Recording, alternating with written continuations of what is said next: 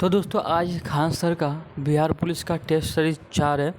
तो चलिए स्टार्ट करेंगे और देखेंगे कितना नंबर आता है हमको, और फिर से बाद में एनालिसिस करेंगे। जो गलत क्वेश्चन होगा उसको सही आंसर हम आपको बताएंगे, ठीक है।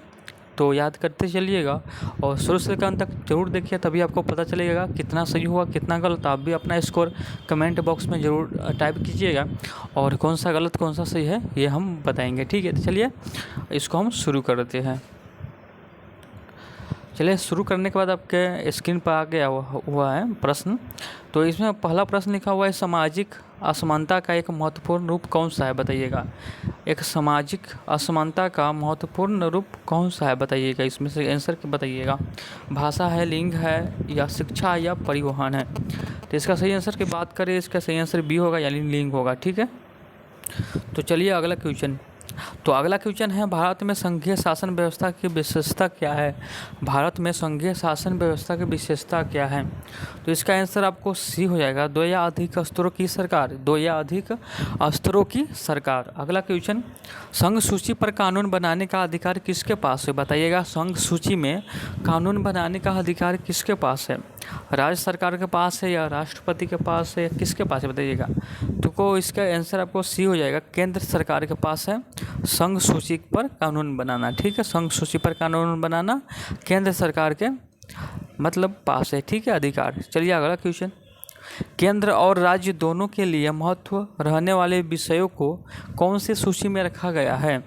केंद्र और राज्य दोनों के लिए महत्व रखने वाले विषयों को कौन सी सूची में रखा गया है। संघीय सूची, राज्य सूची, समवर्ती या विशेष सूची, बताइएगा।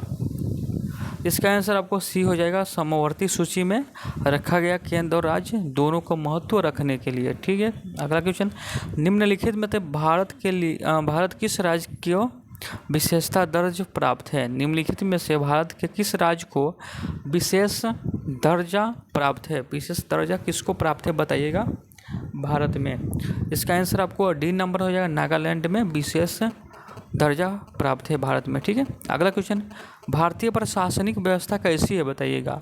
भारतीय प्रशासनिक व्यवस्था कैसी है, बताइएगा। भारत में प्रशासनिक व्यवस्था कैसी है। तो इसका आंसर ये हो जाएगा, एकहरी है, ठीक है। इसका आंसर ये हो जाएगा, एकहरी है, ठीक है। और अभी कितना सही होता है आप कमेंट बॉक्स में ज़रूर बताइएगा। भारतीय संविधान में सैनिक शासन का उल्लेख किस अनुच्छेद में किया गया। भारतीय संविधान में सैनिक शासन का उल्लेख किस अनुच्छेद में किया गया। तो इसका आंसर आपको सी हो जाएगा, अनुच्छेद 33 में, ठीक है। अगला क्वेश्चन है, भारतीय संविधान में देश की विरासत और गांधीवादी मूल्य को महत्व देते हुए स्थानीय स्वशासन को किस अनुच्छेद में स्थान दिया गया। भारतीय संविधान में देश की विरासत और गांधीवादी मूल्य को महत्व देते हुए स्थानीय स्वशासन को किस अनुच्छेद में स्थान दिया गया। तो इसका आंसर की बात करें, ये हो जाएगा अनुच्छेद 40 में इसका स्थान दिया गया। अगला क्वेश्चन आपके स्क्रीन पर है, पंचायती राज व्यवस्था का 3 स्तरीय ढांचा किस पर आधारित है। पंचायती राज व्यवस्था का 3 स्तरीय ढांचा किस पर आधारित है। तो ये आपको हो जाएगा बलवंत राय मेहता समिति, यानी ऑप्शन नंबर बी हो जाएगा, ठीक है। अगला क्वेश्चन है, निम्नलिखित में से किस राज्य का ग्राम पंचायत ग्रामीण क्षेत्रों की स्वायत्ता संस्थाओं में सबसे नीचे स्तर है। तो बताइएगा, निम्नलिखित में से किस राज्य का ग्राम पंचायत ग्रामीण क्षेत्रों की स्वतः संस्थाओं में सबसे नीचे स्तर पर है। तो इसका आंसर आपका हो जाएगा अपना बिहार, यानी डी नंबर। 1914 ईस्वी तक निम्नलिखित में से कौन सा देश औद्योगिक क्षेत्र में काफ़ी प्रगति कर चुका था। तो इसका आंसर जर्मनी होगा, ठीक है। 1905 ईस्वी के रूस जापान युद्ध में किस देश की विजय हुई। तो 1905 ईस्वी में रूस जापान के युद्ध में आपको जापान की विजय हुई। Option number B correct answer है। अगला क्वेश्चन है, सैन्यवाद का अर्थ क्या होता है। सैन्यवाद का अर्थ क्या होता है। तो सैन्यवाद का अर्थ होता है युद्ध को राष्ट्रीय लक्ष्यों को प्राप्त करने का एक साधन मानना, यानी ऑप्शन नंबर बी हो जाएगा कि युद्ध को राष्ट्रीय लक्ष्यों को प्राप्त करने का एक साधन मानना, ठीक है। अगला क्वेश्चन, यूरोप में गुटरबंदी का जन्मदाता कौन था। यूरोप में गुटबंदी का जन्मदाता विश्व मार्ग को बोला जाता है, यानी ऑप्शन नंबर ए हो जाएगा। ठीक है, अगला क्वेश्चन, प्रथम विश्व युद्ध के बाद तुर्की में किस वंश का शासन का समाप्त हो गया, बताइएगा। तो प्रथम विश्व युद्ध के बाद तुर्की में किस वंश का शासन समाप्त हो गया, तो ऑटोमन वंश का शासन आपको समाप्त हो गया।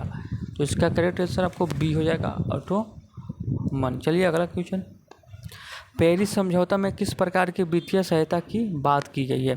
पेरिस समझौता में किस प्रकार की वित्तीय सहायता की बात की गई है, तो हो जाएगा आपको विकसित देश से विकासशील देशों को सहायता करना, ठीक है, एक दूसरे को मदद करना है। चलिए अगला क्वेश्चन, मुसोलिनी ने किस विचारधारा को अपनाया था, बताइएगा। मुसोलिनी ने किस विचारधारा को अपनाया था, ये हो जाएगा फासीवादी विचारधारा को अपनाया था। 1942 के बाद यूरोप में जर्मनी और सोवियत संघ के बीच का युद्ध का क्या परिणाम हुआ। 1942 के बाद यूरोप में जर्मनी और सोवियत संघ के बीच युद्ध का क्या परिणाम हुआ,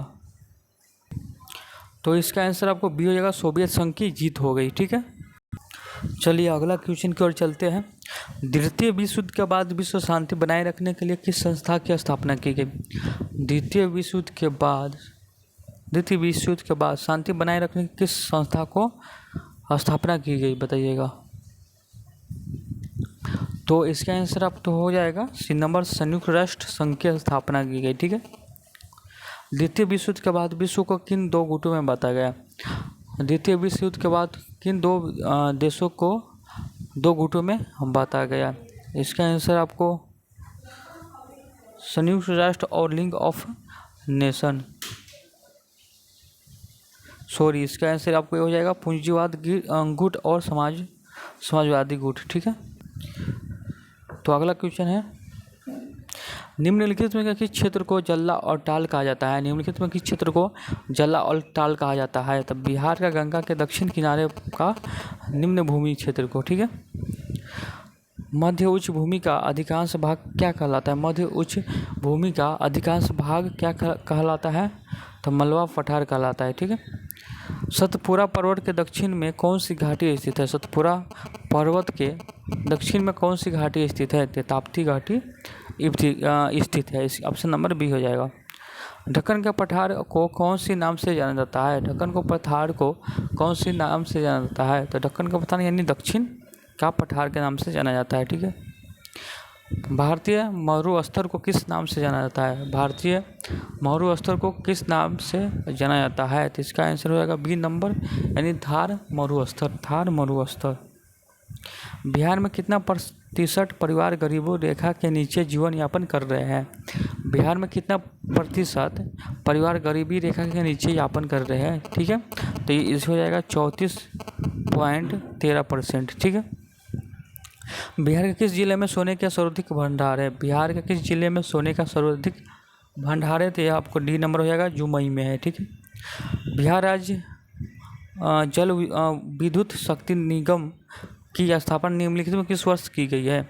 बिहार राज्य जल विद्युत शक्ति निगम की स्थापना निम्नलिखित में से किस वर्ष की गई है, तो 1982 में की गई है। इसका आंसर बी हो जाएगा। अगला क्वेश्चन है, बिहार विधानसभा में राज्य बजट 2024 से 25 किसने पेश किया था, तो श्री सम्राट चौधरी ने प्रस्तुत किया था। ठीक है, अगला क्वेश्चन, किसने चंपारण सत्याग्रह के दौरान बिहार में गांधी जी की जान बचाई, बताइएगा। चंपारण के दौरान गांधी जी की जान किसने बताई, तो ये होता है बतख मियाँ। ठीक है, भारत की पहली राष्ट्रीय मानव किस रिपोर्ट कब जारी की गई। भारत की पहली राष्ट्रीय मानव विकास रिपोर्ट कब जारी की गई, तो पहली राष्ट्रीय मानव रिपोर्ट आपको 2005 में जारी की, अगस्त, यानी ऑप्शन नंबर डी हो जाएगा। मनरेगा के तहत प्रत्येक ग्रामीण परिवार को प्रति वर्ष न्यूनतम कितने दिनों का वेतनभोगी रोजगार प्रदान करने की कानून गारंटी दी जाती है, बताइएगा। तो रोजगार में आपको 100 दिन। ठीक है, अगला क्वेश्चन, राष्ट्रीय आय से क्या तात्पर्य है। राष्ट्रीय आय से क्या तात्पर्य है, तो राष्ट्रीय आय का क्या तात्पर्य है, तो राष्ट्रीय आय कारक का कुल योग है। आय कारक का कुल योग है। सकल घरेलू उत्पादन का अर्थ क्या होता है? सकल घरेलू उत्पादन का क्या अर्थ होता है? देश में एक वर्ष में उत्पादित सभी अंकित वस्तुओं और सेवाओं का कुल मूल्य। ठीक है। वस्तु विनिमय प्रणाली में किस प्रकार का आदान प्रदान होता है? वस्तु विनिमय प्रणाली में किस प्रकार का आदान प्रदान होता है? तो वस्तु के बदले वस्तु का प्रत्यक्ष आदान प्रदान होता है। ऑप्शन नंबर सी हो जाएगा। ठीक है। निम्नलिखित में किस राज्य द्वारा भारत का पहला सरकार समर्पित OTT प्लेटफॉर्म लॉन्च किया गया? निम्नलिखित में से किस राज्य द्वारा भारत का पहला सरकार समर्थित OTT प्लेटफॉर्म लॉन्च किया गया? तो इसका आंसर आपको हो जाएगा, कब हुआ तो बताइएगा।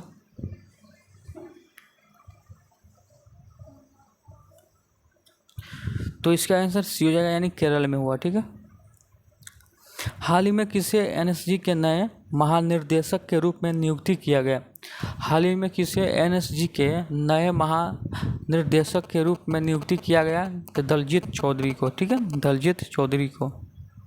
निम्नलिखित में कौन स्वर्ण मंदिर के सौंदर्यीकरण के लिए जाना जाता है? निम्नलिखित में से कौन स्वर्ण मंदिर के सौंदर्यीकरण के लिए जाता है?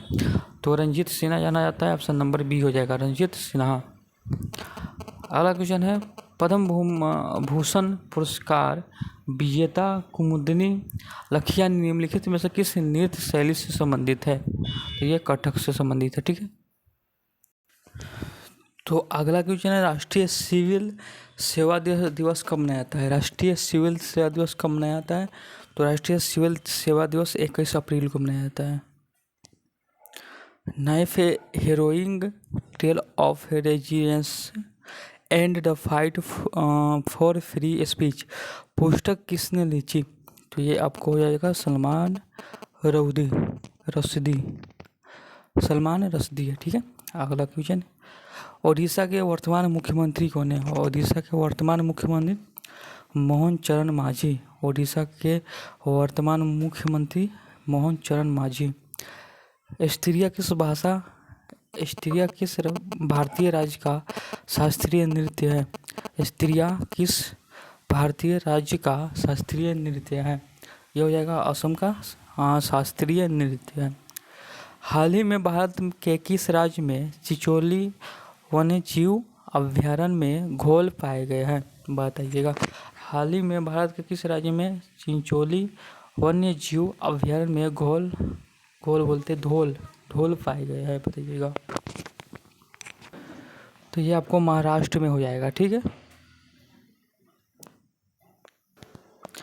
तो अगला क्वेश्चन है, 2025 में G20 शिखर सम्मेलन की मेजबानी कौन देश कर रहा है? बताइएगा। 2025 का कौन कर रहा है? 2025 में G20 शिखर सम्मेलन का मेजबानी कौन देश कर रहा है? दक्षिण अफ्रीका कर रहा है। ठीक है। अगला क्वेश्चन, 2025 में सबसे ज़्यादा GDP वाला भारतीय राज्य कौन सा है? 2025 में ज़्यादा GDP वाला भारतीय राज्य कौन सा है? बताइएगा। 2025 में तो महाराष्ट्र इसका आंसर हो जाएगा। अगला क्वेश्चन, भारतीय संविधान की 75वीं वर्षगांठ मनाने के लिए घोषित अभियान का नाम क्या है? अभियान का नाम क्या है? बताइएगा। भारतीय संविधान की 75वीं वर्षगांठ मनाने के लिए अभियान का नाम क्या है? बताइएगा। 47 नंबर क्वेश्चन का। तो ये हो जाएगा हमारा संविधान हमारा स्वाभिमान। अगला क्वेश्चन, भारत की भाषाई विरासत का जश्न मनाने के लिए प्रवासी परिचय 2024 का उद्घाटन कहाँ हुआ था? भारत की भाषाई विरासत का जश्न मनाने के लिए प्रवासी परिचय 2024 का उद्घाटन कहाँ हुआ था? 48 का आंसर बताइएगा। तो ये हो जाएगा आपको रियाद में हुआ था। ठीक है। ऑप्शन नंबर बी हो जाएगा। उबर ने मोटो विमेन महिला विशेष बाइक टैक्सी सेवा किस शहर में शुरू किया गया? तो ये आपको बेंगलुरु में शुरू किया गया। ठीक है। किस संगठन ने विश्व आर्थिक स्थिति और संभावनाएं 2025 रिपोर्ट जारी की? किस संगठन ने विश्व आर्थिक स्थिति और संभावनाएं 2025 की रिपोर्ट जारी की थी? तो यह संयुक्त राष्ट्र UN। ठीक है। अगला क्वेश्चन, अणु क्या है? बताइएगा। तो अणु 2 या 2 से अधिक परमाणु समूह है। एक तत्व के अणु में परमाणुओं की संख्या को क्या कहते हैं? एक तत्व के अणु में परमाणुओं की संख्या को क्या बोलते हैं? तो परमाणुकता बोलते हैं। ठीक है, तो अगला क्वेश्चन है समअर्थनिक क्या होते हैं। समअर्थनिक क्या होते हैं, तो ये हो जाएगा एक ही तत्व के परमाणु जिनकी परमाणु संख्या समान होती है लेकिन द्रव्यमान संख्या भिन्न होती है। ठीक है, लाइसोसोम क्या है बताइएगा। लाइसोसोम क्या है, तो लाइसोसोम आपका कोशिका का पाचन तंत्र है। लाइसोसोम क्या है, पाचन तंत्र है। कोशिका में ऊर्जा का उत्पन्न किस अंग में होता है। कोशिका में ऊर्जा का उत्पन्न किस अंग में होता है बताइएगा। तो 55 का आपको हो जाएगा माइटोकॉन्ड्रिया में। ठीक है, ऊतक क्या है, ऊतक क्या है 56 नंबर क्वेश्चन। कोशिकाओं का समूह जो मिलकर एक विशिष्ट कार्य करता है उसे ऊतक कहते हैं। ऊतक कहते हैं कोशिकाओं का समूह जो मिलकर एक विशिष्ट कार्य करता है। ठीक है, किसी वस्तु का जरूरत्व किस पर निर्भर करता है। किसी वस्तु का जरूरत्व किस पर निर्भर करता है, तो द्रव्यमान पर निर्भर करता है। रॉकेट लॉन्च कौन से नियम पर आधारित है। रॉकेट लॉन्च के कौन सा नियम पर आधारित है, तो न्यूटन के तृतीय गति के नियम पर। ठीक है, बल का एसआई मात्रा क्या होता है, सबको पता होगा। बल का एसआई मात्रा न्यूटन होता है। बंदूक से गोली छोड़ने की अवस्था में बंदूक द्वारा गोली पर आगे की ओर एक बल की निरूपित होता है, यह किस गति के नियम को दर्शाता है, तो ये आपको न्यूटन का तृतीय गति के नियम को दर्शाता है। यदि दो वस्तु एक दूसरे से टकराती है, उन पर कोई बाहरी बल कार्य नहीं करता है, तो उनका कुल संवेग क्या होता है, तो उसका कुल संवेग होगा वो समान होगा। ठीक है, गुरुत्वाकर्षण बल की खोज किसने किया, तो गुरुत्वाकर्षण बल का खोज किसने किया, तो गुरुत्वाकर्षण बल का खोज किसने किया बताइएगा। तो गुरुत्वाकर्षण बल का खोज आपको आइंस्टीन न्यूटन ने किया था। ठीक है, तो इसमें न्यूटन दिया है। ठीक है, अगला क्वेश्चन, आर्किमिडीज की सिद्धांत का उपयोग निम्नलिखित में किस क्षेत्र में होता है बताइएगा। आर्किमिडीज का सिद्धांत निम्नलिखित किस क्षेत्र में होता है, तो आपको 63 का आंसर बताइएगा। तो ये आपको जहाज़ों और पनडुब्बियों के निर्माण में होता है। ठीक, अपेक्षित घनत्व क्या दर्शाता है। अपेक्षित घनत्व क्या दर्शाता है, अपेक्षित घनत्व एक पदार्थ का घनत्व और पानी के घनत्व का अनुपात दर्शाता है। नाभिकीय संलयन में क्या होता है, नाभिकीय संलयन में क्या होता है, दो या अधिक हल्के नाभिक मिलकर भारी नाभिक बनाता है। सूर्य में ऊर्जा उत्पन्न होने का मुख्य कारण क्या है, सूर्य में ऊर्जा उत्पन्न का मुख्य कारण क्या है, नाभिकीय संलयन है। ठीक है, इसका आंसर सी हो जाएगा, नाभिकीय संलयन। सौर सेल बनाने में किस प्रकार का प्रमुख रूप से उपयोग होता है। सौर सेल बनाने के लिए प्रमुख रूप से किसका उपयोग होता है, तो ये सिलिकॉन का उपयोग होता है। इसका आंसर सी हो जाएगा। ठीक है, ऊर्जा का एसआई मात्रा क्या होता है। ऊर्जा का एसआई मात्रा आपको जूल होता है, आपको पता होना चाहिए। किसी वस्तु में उसकी स्थिति के कारण संचित ऊर्जा कहलाता है। किसी वस्तु में उसकी स्थिति के कारण संचित ऊर्जा कहलाता है, तो स्थितिज ऊर्जा कहलाता है, यानी स्थितिज ऊर्जा कहलाता है। ऊर्जा संरक्षण का नियम क्या कहलाता है। ऊर्जा संरक्षण का नियम क्या करता है, ऊर्जा संरक्षण का नियम क्या कहलाता है।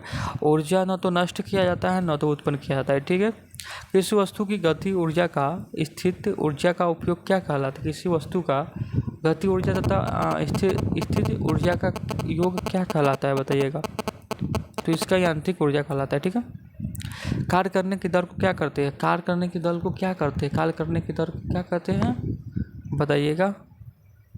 तो कार्य करने के दल को हम शक्ति कहते हैं। यदि दो तत्वों के नाभिकीय की द्रव्यमान संख्या समान है लेकिन परमाणु संख्या भिन्न, तो उसे क्या कहते हैं। अभी थोड़ा देर पहले इसी को अब चर्चा हो, मतलब इसका ही प्रश्न आया था। ठीक है, उल्टा हो गया ये। ठीक है, बताइएगा। यदि दो तत्वों के नाभिक की द्रव्यमान समान हो लेकिन परमाणु भिन्न हो तो इसको क्या बोलते हैं, समभारिक बोलते हैं। ठीक है, अगला क्वेश्चन, रदरफोर्ड का अल्फा कण प्रकीर्णन प्रयोग किसकी खोज के लिए उत्तरदायी है। रदरफोर्ड का अल्फा कण प्रकीर्णन प्रयोग किसकी खोज के लिए उत्तरदायी है बताइए क्या, परमाणु केंद्रक के। ठीक है, परमाणु केंद्रक की खोज किस वैज्ञानिक ने की थी। परमाणु केंद्रक की खोज आपको कौन किया था, अर्नेस्ट रदरफोर्ड। ठीक है, निम्नलिखित में कौन टिंडेल प्रभाव का प्रदर्शित करेगा। निम्नलिखित में कौन टिंडल प्रभाव का प्रदर्शित करता है? तो दूध करता है। ठीक है। एक मोल किसी पदार्थ के कितने कण के बराबर होता है? तो ये आंसर ये हो जाएगा। ठीक है। रक्त के तरल आधात्री भाग को क्या बोलते हैं? रक्त के तरल आधात्री भाग को क्या बोलते हैं? तो यह प्लाज्मा बोलते हैं। ठीक है। मनुष्य का हृदय कितने कक्षों में बना होता है? तो मनुष्य यह 4 कक्षों में बना होता है। स्त्रियों की तुलना में पुरुष अधिक वर्धनता से पीड़ित हो जाता है क्योंकि वह अधिक देर से बाहर रहते हैं। ठीक है। वह अधिक देर से बाहर रहते हैं, उनके केवल एक्स क्रोमोसोम, यानी इसका आंसर सी हो जाएगा। उनके केवल एक एक्स क्रोमोसोम होता है। तो इसका मैथ है, आपको इसका बना लीजिएगा।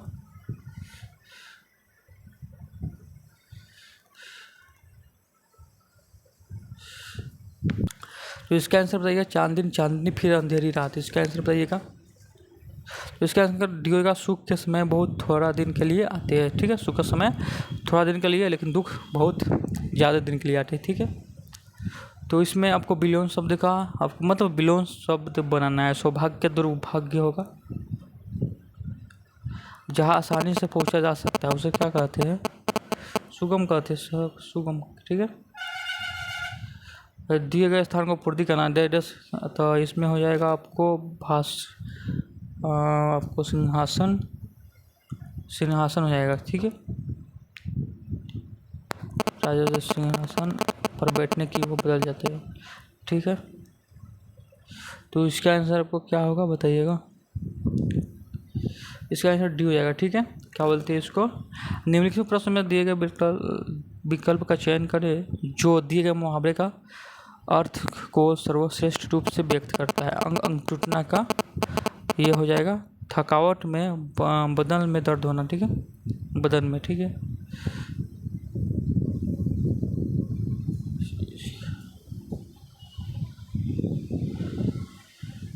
तो इसका आंसर बी हो जाएगा और इसका आपको ए हो जाएगा।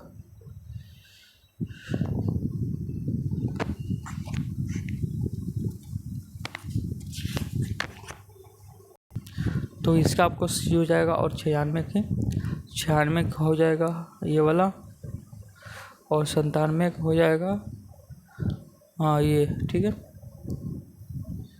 अगला question, select the most appropriated symbol the given word. ठीक है। तो इसका आंसर आपको सी नंबर हो जाएगा।